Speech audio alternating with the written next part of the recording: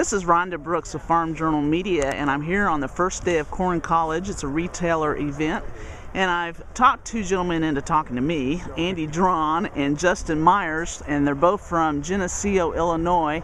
And who did you guys say that you work for? We work for River Valley Cooperative. River Valley Cooperative, all right. And, we're just curious, what do the crops look like in your area? I'm a little bit further north, and we've really missed out on a lot of showers. It's been well over 30 days since we've actually had a rain. For the most part, I would say below average to poor.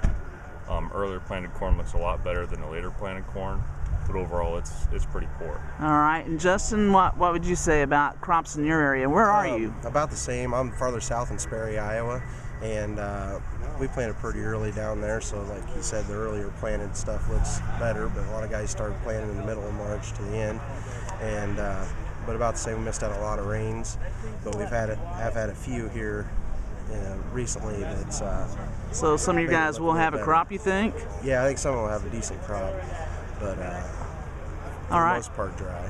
All right, yeah, well, that's pretty much the story this year, isn't it? Tell me, one of the questions we have too is, how has this year compared in terms of other stressful years? I mean, what's that? What would you say about that? I think the most stressful thing right now is the hot, dry temperatures with the lack of moisture during pollination. I think we were okay until it started getting up to 105, 110 with heat index, and it never did cool down in the evenings. And I think that, by far and large, has really changed the corn, and it's going to affect pollination as we go forward. What kinds of questions are you getting from farmers? Anticipated yield, fungicide use, whether to or not to use. Should utilize that money maybe toward insecticides instead. It's a pretty broad range of subjects. Yeah. What are the pest problems like this year in your area, Justin?